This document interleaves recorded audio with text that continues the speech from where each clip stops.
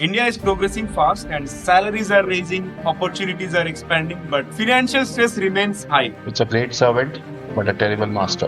A scenario which is very common and most audience might resonate. Let's assume a professional earns 1 to 1.5 lakh Indian rupees per month and lives comfortably, owns a car, but has no emergency fund. Literally no emergency fund. You have a bucket of water, right? Salary that's flowing into that bucket is a salary. The bottom is that salary. But imagine if you have a lot of holes in that bucket. Holes of your EMI, holes of your lifestyle inflation, holes of increasing medical expenses, holes of your car loan, personal loan, travel loan, education loan, marriage loan, and so on and so forth. That water will never stay there, right? So having financial stability is having a bucket which does not have so many holes. It is very interesting that most working professionals today actually know the basics. They know they should save, they should invest, and they have to plan early. Yet, many still delay or avoid taking action. So, from your experience, what are the real psychological or emotional reasons people procrastinate on money decisions? Money intimidates, right? As I said, money is a bad master. People get intimidated by money. And if you don't make friends with your money, you will always be in that situation, right? It's like avoiding a health checkup, worrying that what would come out, right? People keep thinking, I will start when the next salary piece happens. When I get my next promotion, I'll do it. Or when I get my next big bonus, I will start at that time. Or let the markets cool down, then I will start. They'll always find a reason not to do it. Then try to take a risk, right? And the biggest risk is not taking any risk. And in many Indian families, money is a sensitive topic, and we rarely discuss income, savings, or investments with children. So, how does this silence affect generational wealth, and how can families break this cycle? It's a financial crime that parents commit. If you don't do that conversations at the dinner tables, it's not good for the child that's growing up, right? So financial literacy journey should begin at home. Have those honest conversations. Put some guardrails that you're only going to get this money till after you do this, not before that. So if you put those guardrails, kids are smart these days, they will understand. So, folks, welcome back to the Guiding Voice podcast series, where we bring you conversations that shape thinking, careers, and lives.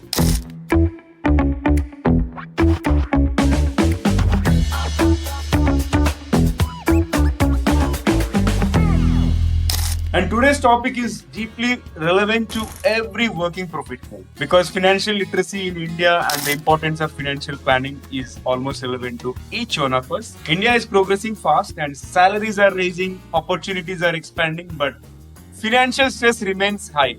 Do you know the reason?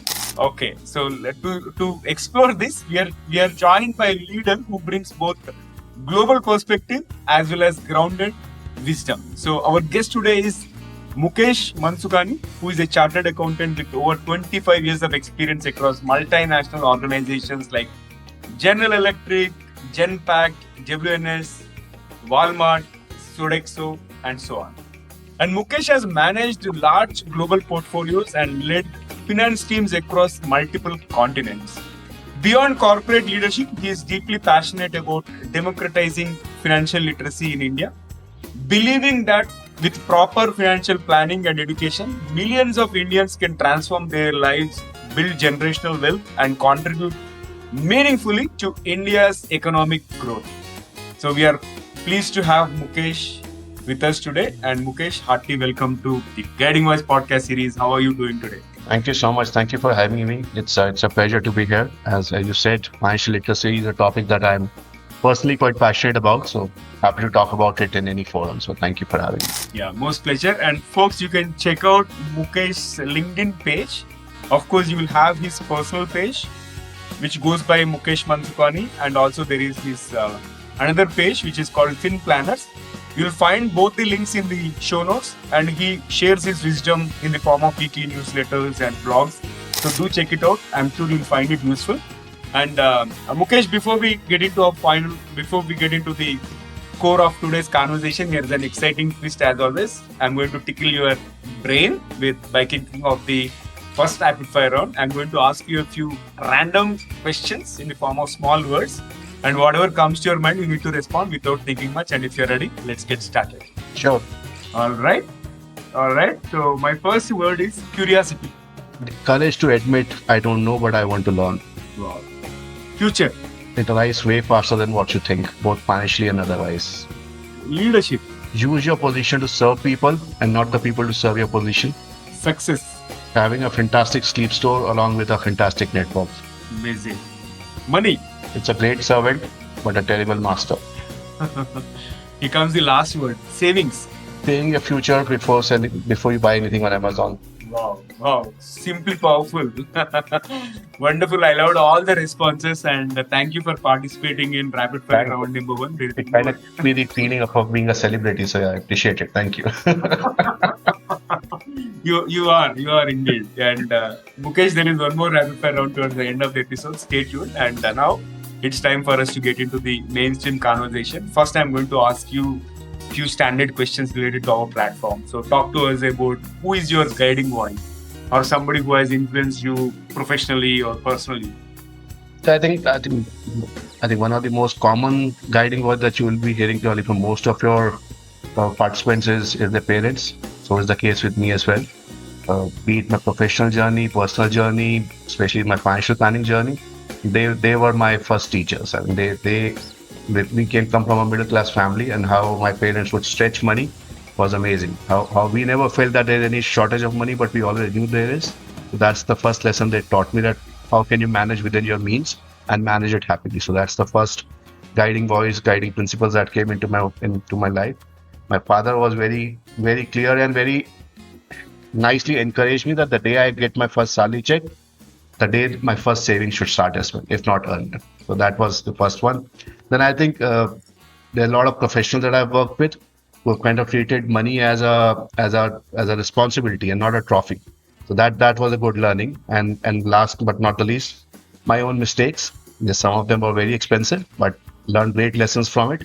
And that's what I'm trying to do, is that trying to at least tell the people the mistakes I did, but they don't need to repeat those mistakes, and they are better off than where I was few years back. So yeah, those are my guiding voices. Excellent. Now talk to us about your success mantra, as in top 3 things that have contributed to your success so far, be it habits or decisions. You can talk to us anything. Yeah, I think again, very simple ones. As I said, my parents were my guiding voice, and I could see how they were stretching money and living within the means. At that time, it looked like living below the means, but I would say living within the means and below the means are a very subtle difference. But if you can crack the art of living within your means, that's a great habit to have, right? And don't let your lifestyle inflation run ahead of your salary increases. The moment you do that, that's a disaster. If you can keep that gap and keep that gap consistently, that's going to be great. So that's first lesson. Second was start investing early, right? Even I formally started investing after I got my first paycheck, but I would keep money away from my pocket money, and in Hindi we call it kharchi, in Sindhi we call it kharchi. Whenever you go to a relative's place, they'll give you like a 500 rupees or 1000 rupees or whatever. I'll not spend the whole of it. I'll keep saving something or the other out of it. And some of those savings led to my first equity investment. So that was my kind of second habit. And third, and the most important, I'm still trying to master that, is separate egos from your investing decisions. Don't let egos drive your decisions, right? A lot of us get stuck with our investments. So I bought it at an X rupees. How can I sell it at a loss? How can I get into something as a loss? That's ego stopping you from cutting your losses and taking bad decisions. So cut off ego. Don't be emotional about your money decisions. That's going to help you a long way. Got it. And Mukesh, let's start with a reality check. Multiple global studies suggest that nearly 3 out of 4 Indian adults lack 3 out of 4 Indian adults lack basic financial literacy. And since you have worked across global finance environments, how does India compare with other economies? And what is the real cost of this gap for individuals and also for the country? So I think I can give you both ways answer. My personal view is that India is lagging behind, but are we lagging behind big time? Probably no, but there's still a long gap. I personally feel even the developed economies, even if you go in the West, they're also, I don't find kids being financially literate, right? We assume that they're financially literate because they learn it faster than us because of the environment. I mean, typically US kid will kind of move out of the house after 18 and has to fend for themselves.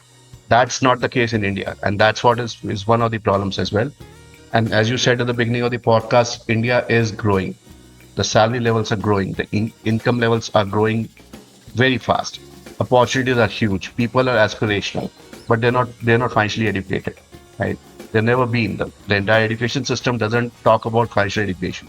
It talks about maths and mathematics, that compounding and all does it taught.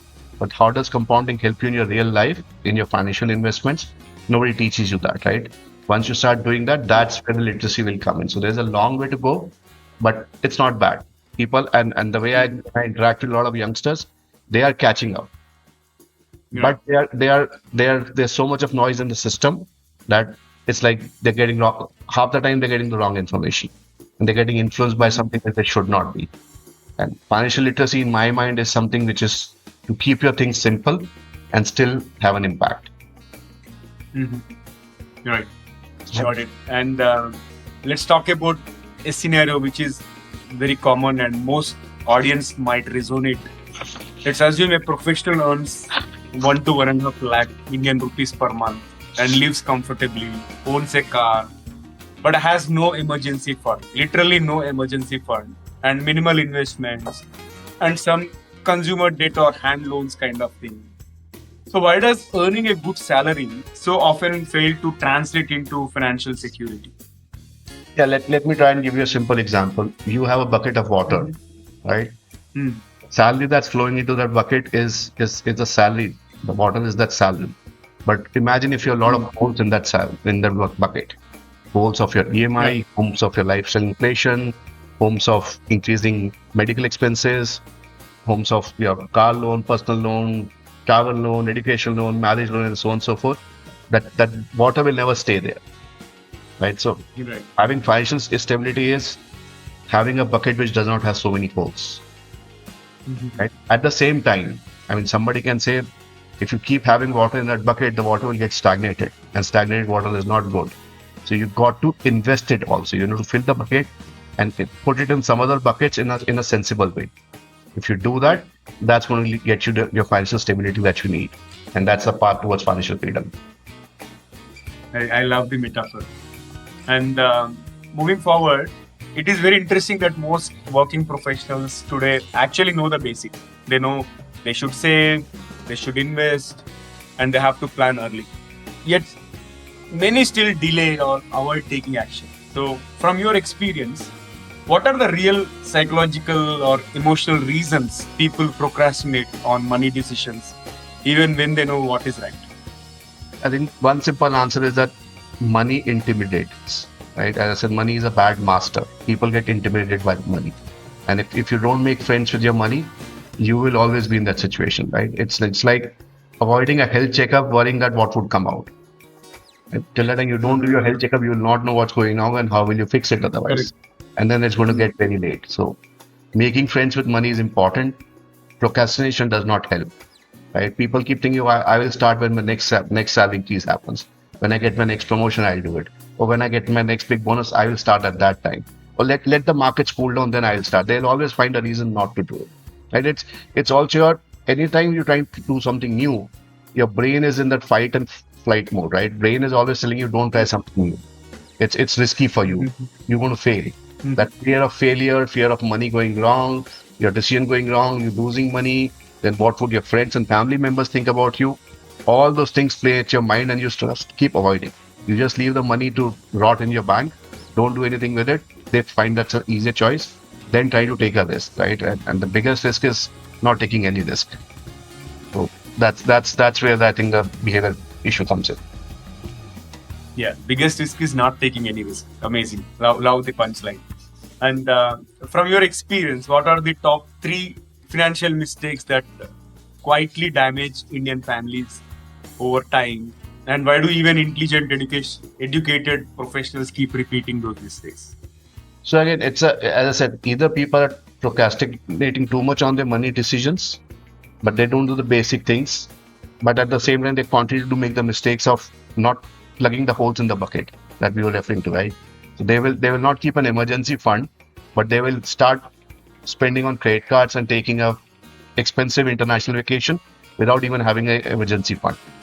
Imagine a situation you go and spend 10 lakh rupees on an international vacation, and then you come back and you, God forbid, you're diagnosed with some medical emergency. There's no money in your bank, your credit card is maxed out. What are you going to do then? And you've not got any medical insurance. Having an emergency fund is the first most important thing in any financial planning and financial literacy. You got to do that, right? And depending on individual situation, you can decide what's the right amount of emergency fund and how to park it. The safest way to park it is park it in simple liquid funds, which are safe.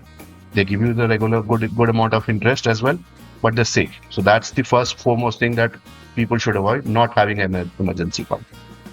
Day one, you should the first bucket you should fill is your emergency fund bucket. That's the point I'm making, right? Second, I think we discussed procrastinating. Don't delay, don't avoid.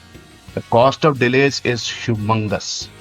Imagine you are on a railway station. Not many people go to railway station these days. Everybody's taking a flight, but imagine you're on a railway station.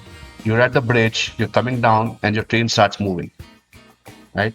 Imagine the amount of effort that you put in. You have to run fast. You have your luggage. You have to manage your luggage. You have to run, and you have to still get into the train.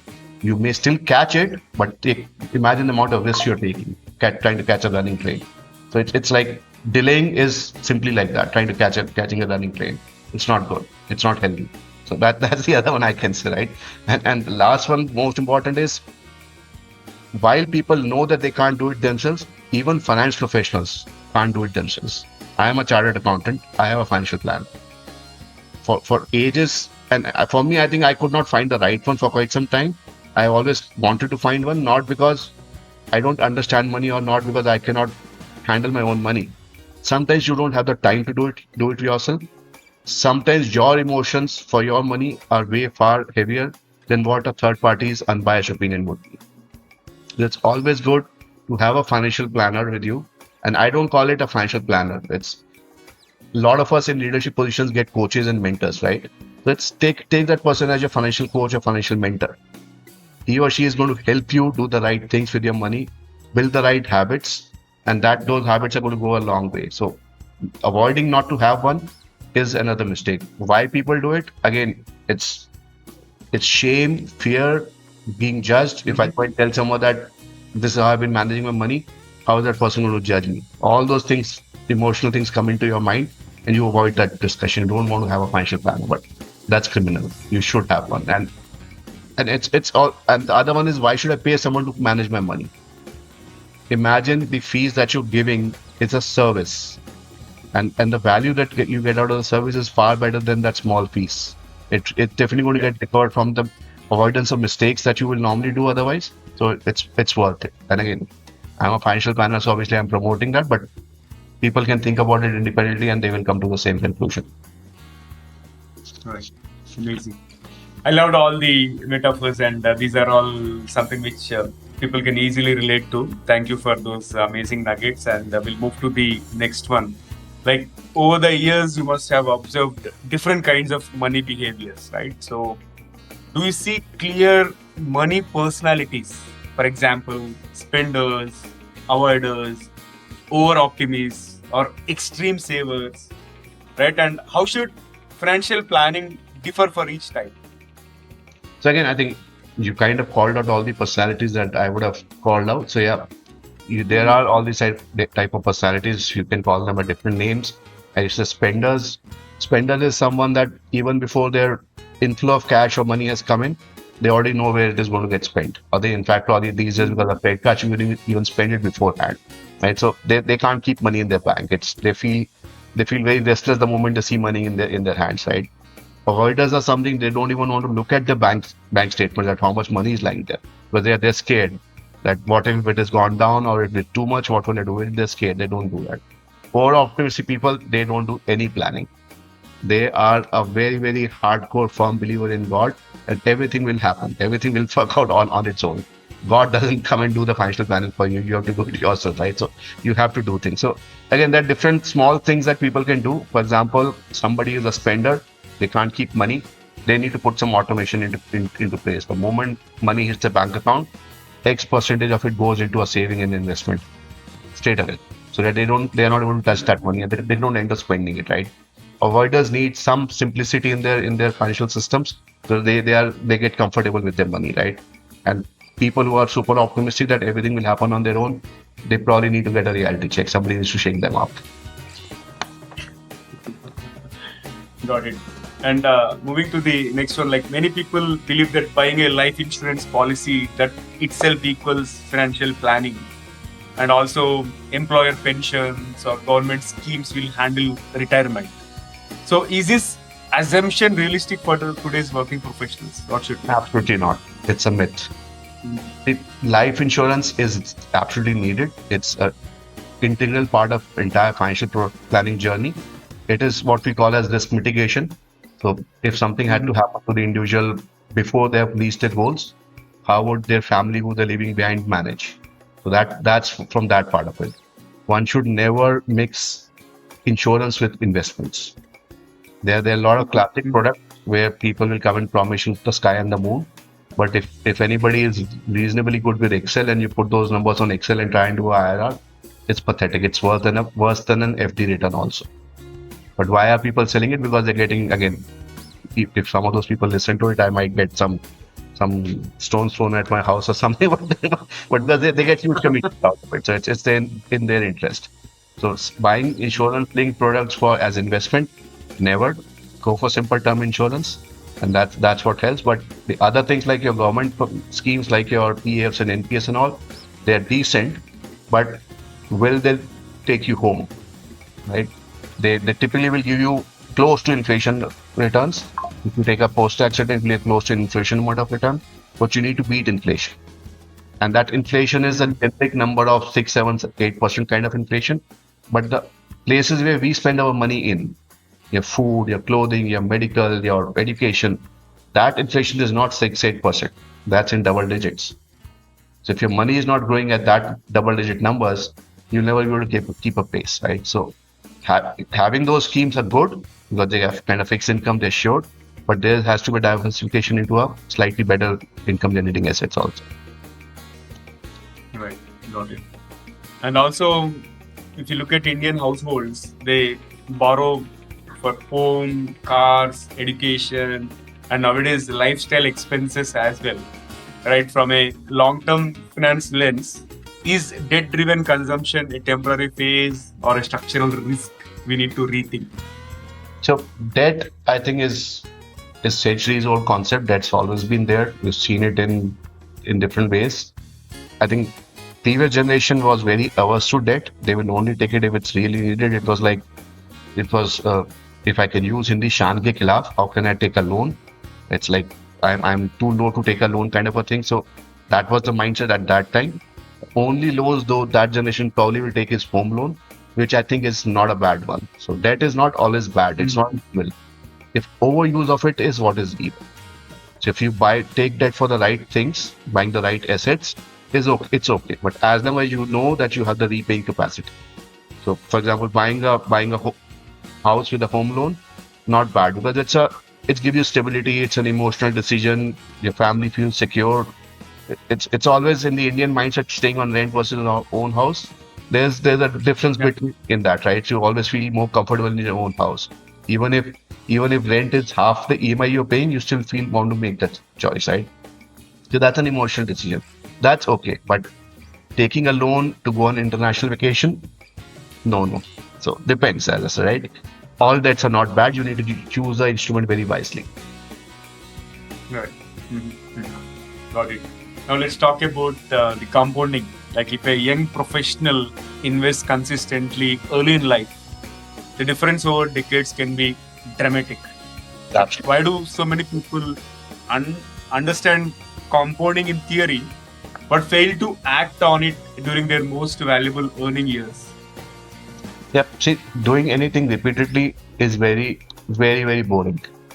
And in today's fast-moving world, things are changing so fast. New things are coming up. You want to shift from one to the other, right? And today's generation does not have that kind of a patience and discipline to see things grow and happen. That's that. I can give you a simple example. 2 examples I'll give you. One is it's like gym membership. Everyone knows going in regularly has a good long-term impact on your health. How many of us do that? right? Every new year, we make the resolution, we pay the subscription fees, we go for 3, 4, 10, maybe a month, and then it fades out. So people know it, but they don't do it, right? The other one, I'll give you an example. I was trying to grow some microgreens at home. For first 3, 4 days, there was absolutely nothing happening in that tray, and I was getting impatient. And I was getting impatient. I mean, emphasizing on that point, despite knowing all the facts and figures, I was getting impatient. That it's been 3 days, I don't see a single green shoot coming. Is it working? Not working? My mind was going in at all the negative directions. So it's a 14-day process. I'm going to go through it fully. Let's see what happens. What happened on the fourth day? I could see a lot of green shoots. Fifth day, the tray was full. Sixth, seventh, eighth day, it was almost a mini jungle. And 10th and 11th day, I harvested it and had a healthy sandwich with that. So you have to have that patience. Otherwise, compounding will not work. Compounding is something is going to which is it respects the time that you spend, keep your money invested, right? It's otherwise you're trying to join a marathon at the last mile and think that you'll still get a gold medal. Not happening. Actually, you reminded me of a childhood incident. I planted a rose stem long back.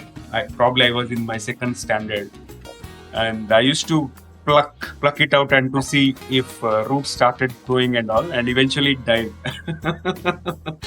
Yeah, I think patience pays off. That's what we need to see. There are things which will go wrong. If I give you my example, it's not that I've not committed money mistakes. I've committed huge ones of those, expensive ones of those. But I'm still comfortable because I kept investing at least in some other right instruments. Had I not done that, I probably wouldn't have been on this call. Right? So committing mistakes is okay as long as you learn from it, you don't repeat it.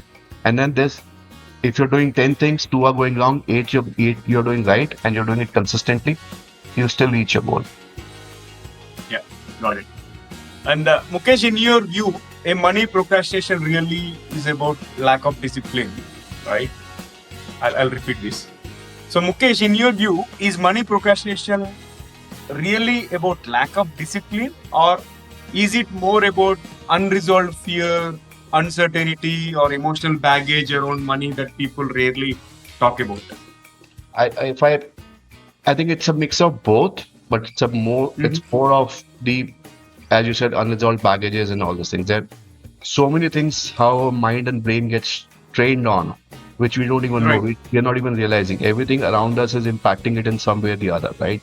Like I said, when I was growing up, I could not feel the dearth of money, but I knew my parents were trying to make ends meet, right? But they never let us feel that. But somewhere we could, as we keep growing up, we could get that sense, right? You will ask for something today, you might get it after 2 months. At that time, we used to feel our parents don't even listen to us and they don't give us what we want. But we knew what they were trying to do. They were trying to save to get that, and then after 2 months, that thing will come up. So a lot of those things keep happening. Those childhood beliefs, the family stresses that you've gone through, the fear of losing your money, and all those things. In India, we're told that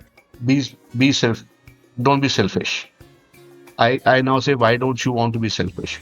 Why don't you want to ask better things for yourself? Unless until you go to ask better things for yourself, you're not going to work towards it, right? If you're satisfied with your Alto or whatever the lower end car today is, and you don't want to get into a Audi or a Volvo, you never work towards it, right? You'll only aim towards that.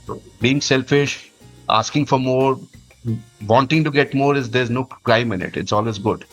So those beliefs that what we're taught as values, some of those values are really good. Some of those values actually create roadblocks in your mental thinking. So you need to go back and introspect which of those values which are creating those roadblocks for you in your financial journey and overcome them. And that is where I said the financial coach that I was referring to, those people can come in and help you rethink.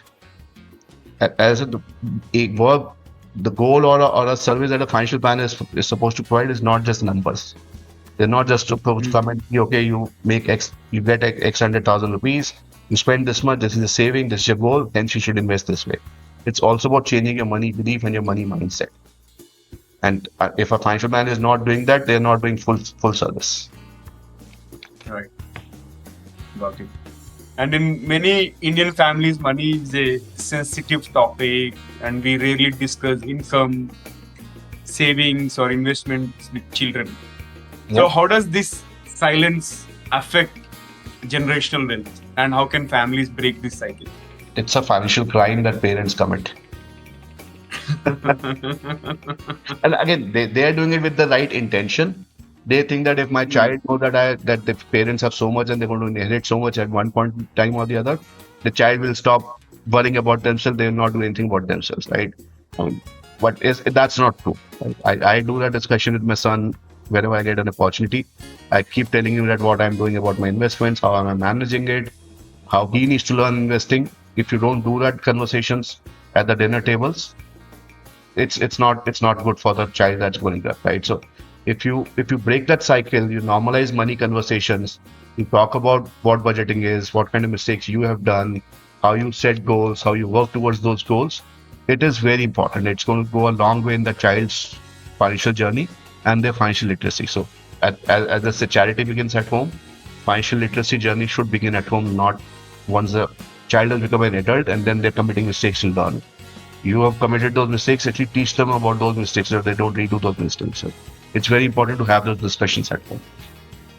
If the child has to not do anything, they will not do anything either ways. So don't assume that because they know that you have X crore rupees and hence the child does not need to work. No, everybody wants to work. Nobody wants to just sit idle at home. You just should have to give them the right values and right purpose. And yeah, if they have that safety net of knowing that their parents are well off, they might try newer things. They might see the world in a different way, but they'll do something about it themselves. So don't be fearful about that. Have those honest conversations. Put some guardrails that you only going to get this money till after you do this, not before that. So if you put those guardrails, kids are smart these days. They will understand. They want to build something of their own as well and not just depend on the inherited wealth. So it's important to have that discussions. Yeah, got it.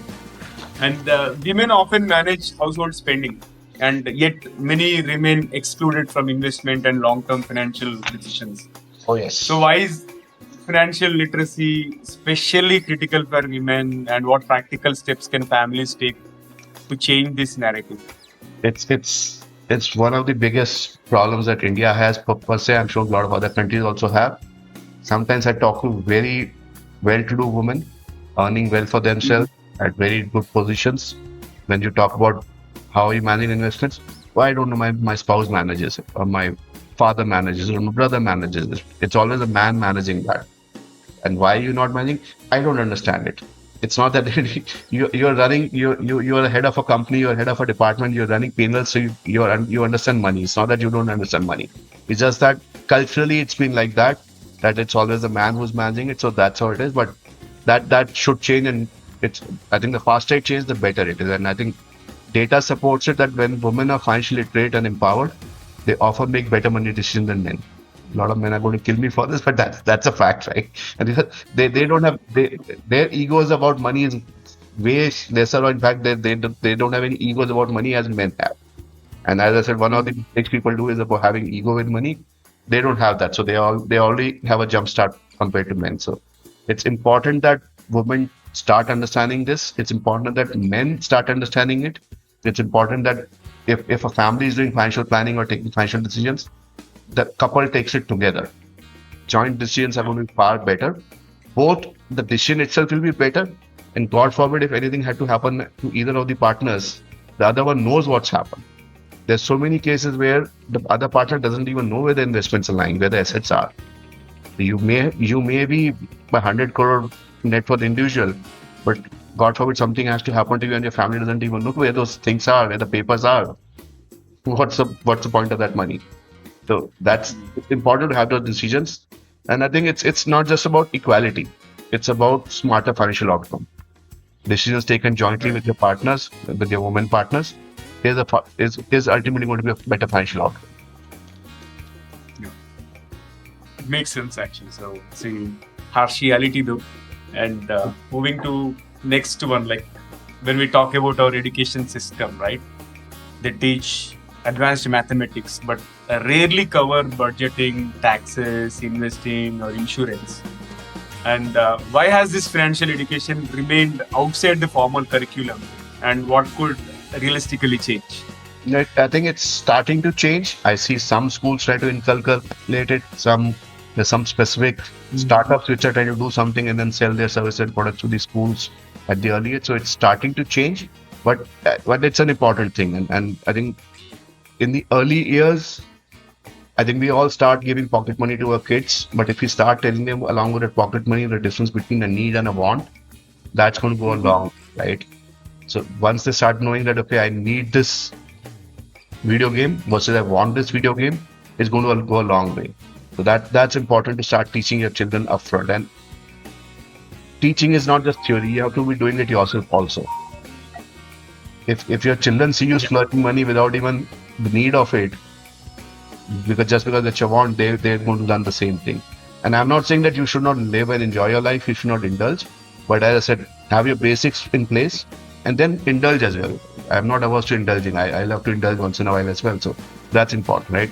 When you let's say you reach the middle school age, what can you do at that time? You can probably start introducing budgetary exercises. Give imaginary money, like game of Monopoly, right? So give the kids the money that I'm giving you 10,000 rupees.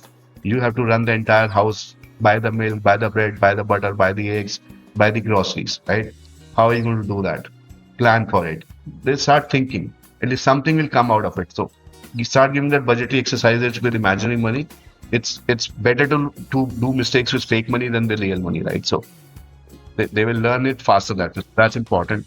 Once you get into the higher school, that is where the real world is going to start coming, and you kind of entering the real world. So if the kids are that time taught what is inflation, what are taxes, what is compounding, what is insurances, if they start getting the theoretical concepts of it, when they actually step into the real world and they have to take those decisions for themselves, they'll be a step ahead. So that's important, right? And as I said, most important, the charity should begin at home. The parents have to start doing that effort. Yes, school definitely can make a big contribution to it, but if all those values are not getting reflected in at home, the child is going to get confused. And the school is saying something, but parents are doing something. So it has to be in sync, and that goes with all the education, right? Not just money education, all of it as such. So that's important. I think simple small workshops, real life examples, some discussions. It need not be an exam or a mark that they have to pass and all those things. Just make it like life skill. That's going to go a long way. I think even if schools can include 10 to 15 hours a year, 10 to 15 hours a year, so that's like 1 hour a month, it is going to go a long way. That awareness will compound into a financially confident adult. And imagine if 80% of our kids who are getting into, let's say, college or into their working life, they're already financially educated and confident. Imagine how the economy will get benefited of. Right? So That's a good one. And a while ago, we spoke about financial advisors. Some people are worried about the fees that they give, right? And when it comes to the financial advisors, they operate on commissions, which will which can blur the line between advice and sales. So, how should ordinary professionals evaluate this financial advice? And what is one key question they should always ask an advisor? I was never happy when I was working with advisors who were not charging me any fees. So I learned it a little late that how can they be working without any fees? Right. As simple as that, right? If I'm giving you an advice and if I'm giving it to free of cost, unless and I'm doing for charity, there has to be something that I'm getting my money from somewhere. And if that money is coming from commissions and other sources, I may, and I'm not saying that all will, I may get biased towards giving you products which will give me higher commission than the product that you actually need. So the simple thing to do is just ask a question: where are you going to get paid from? And if the answer is fuzzy and not convincing, walk away. Don't go with that advisor. As simple as that. That's the month I use now. Being a financial advisor, I always recommend a fixed fee model versus a commission based model. But again, that's a done in India. People, as I said, people don't even want to pay a small fees for their financial advice. The moment they say that it's a fixed fees and all those things, people walk away from. They don't understand that model. They're very about paying fees. So, but it's a small fees. The moment I give you my services free of cost, there are chances of conflict of interest there. So be careful. True. Yeah. That's a powerful message. Yeah. And talking about your professional life, like you have managed But large just portfolios. stepping back on that one. So if it's a fee-based model, it is the interest of the financial advisor that you get the right products, you are making the right kind of wealth in the right way at the right speed. That is where a trust will build. If I don't allow you to do that or help you to do that, you will not renew your services with me. Right? I will work harder to make your money work for you so that I can earn my fees. So that's the mantra. If it's fee based, it's win-win for both sides. Yeah. And Mukesh, you have managed large portfolios and built a global career. So talk to us about one financial decision you have made early that compounded positively over time, and also one decision you would recommend if given the chance. I think I don't know what age I was, but once my father had kind of either for the purpose of instilling the habit of savings in me, I'd given an example that 100 rupees invested for 100 years becomes, I think, 1 crore or something, some number like that. So I used to keep fighting with him that why didn't grandpa invest 100 rupees for me, then I would have been rich now, right? So imagine the answer that my father gave me for that. That maybe your grandfather didn't, I didn't. Why don't you start?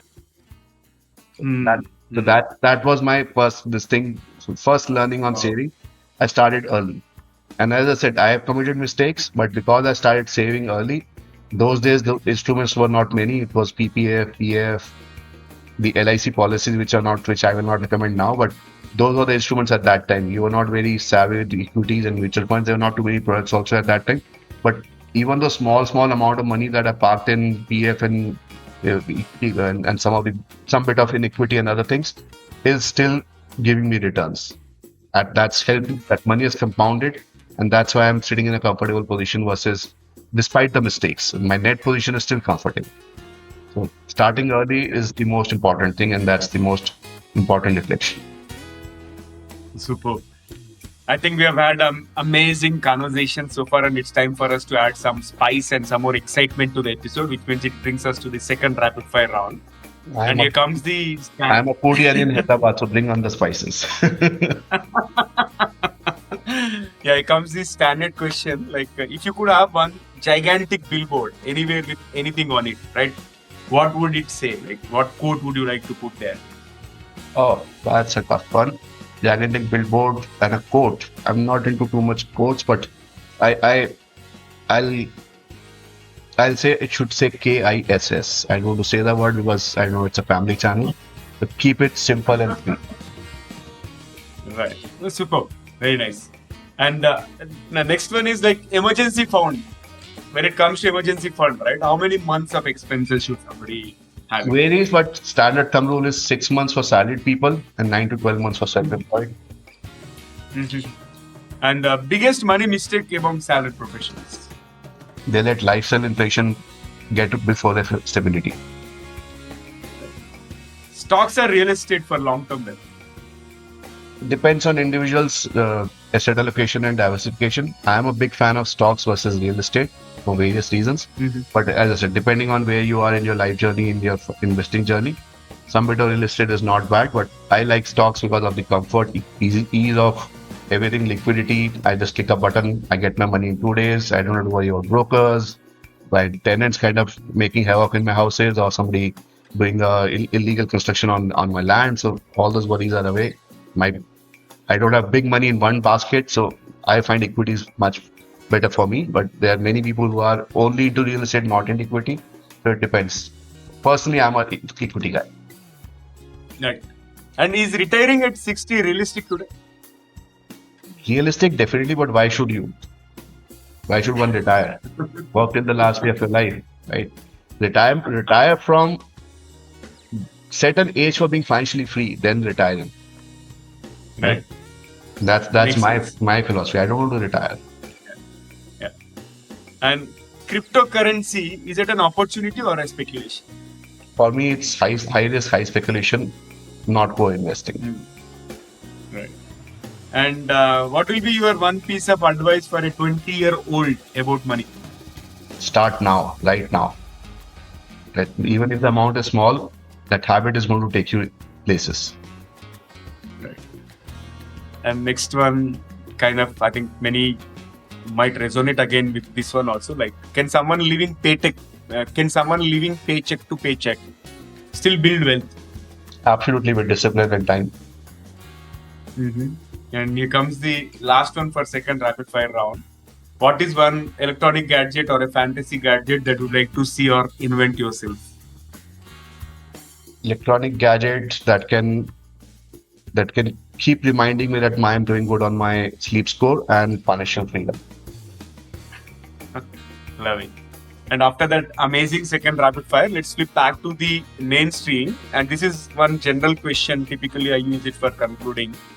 Like, what will be your one piece of advice to those aspiring to make big in their careers? And since you belong to this finance domain and all, if somebody wants to grow as CFO and beyond, right? So, what will be your advice to young professionals? I think the first word of your podcast or the rapid fire: curiosity. Keep having that curiosity in you. Keep learning new skills. The world is changing very fast, so you've got to keep pace with it. The more the skills that you can learn, the better it is. While it's a highly technological world today and artificial intelligence is everywhere, but I still think the emotional intelligence will score over artificial intelligence for ages to come. So be emotionally intelligent and keep yourself curious. Excellent. So Mukesh, thank you again for sharing your insights and also experience so generously with our audience. And I thoroughly enjoyed talking to you. And how is your experience being hosted on the Guiding Voice podcast? No, absolutely. I think it's a great set of questions. Kept me thinking for some of them. As I said, the rapid fire definitely gives me the feeling of a celebrity. I don't know which show it used to come, but we used to wait for the rapid fire round to come in that celebrity talk show. So it gave me that feeling of a celebrity. So thank you for making me feel that. And I think it's a and I was going to some of your podcasts, and it's not just one specific area or topic that you're covering. Your length and breadth of topics that you're covering and the people you're getting on your podcast is amazing. So keep up the good word. I think it's a lot of effort I know goes behind creating some content like this, but people who are watching it, they surely will be getting benefited. So yeah, good work. I appreciate that. Thank you so much, Mukesh, and looking forward to hosting you again in future. And I Sure. wish you all the very best in everything that you do. And with that, folks, if you have enjoyed the conversation and found it useful, we request you to share with at least 3 of your friends or colleagues who would also like the Guiding Voice, so spread the knowledge and help others grow just like you. Now it's time for us to cruise into the trivia segment of today's episode. So today's trivia is about the financial literacy crisis in India. Let us double click on that and talking about some stats and some facts. In the Visa World Financial Literacy Survey, which was done in 2012, Brazil ranked number one with 50.2% financial literacy, and Australia was at 48.8%, followed by Mexico with 47.8%. And India ranked 19th because it scored only 36.8%. And we are behind not just developed nations, but also developing nations like Brazil, Mexico, and Russia. And this is not poverty, but this is an ignorance. Next is about Kerala state in India. Kerala has the highest general literacy rate in India. It is touching 100%. However, its financial literacy is only 36%. And Goa has over 80% of general literacy, but 50% as financial literacy. And this proves that being educated doesn't mean being financially literate, and the finance education is a separate skill that almost entirely neglected. And the last fact is about the generational wealth gap. In the USA, the wealthiest 10% have average net worth of $4 million. And in India, the wealthiest 10% have average net worth of 2 to 3 crores. But more importantly, generational wealth transfer in India is almost non-existent because parents don't teach kids financial literacy. Wealth is lost, not compounded across generations. However, it is not true in all cases. In some cases, we have seen people doubling it also. So likewise, but before we conclude, here is my question to you. how do you rate yourself in terms of financial literacy? And do you have any other tips which are going to help people become financially literate, or any other tips which will help us build wealth? Do let us know. If you're watching this episode on YouTube, you can comment here, or if you found it on social media platforms, you can comment there as well. So folks, that's it for today. Thank you so much for tuning in and also for being part of our awesome PTV family. So until next time, take care, stay inspired, and remember, the best is yet to come. Goodbye for now. See you in the next episode with another amazing guest. Take care. Love you all. Bye bye.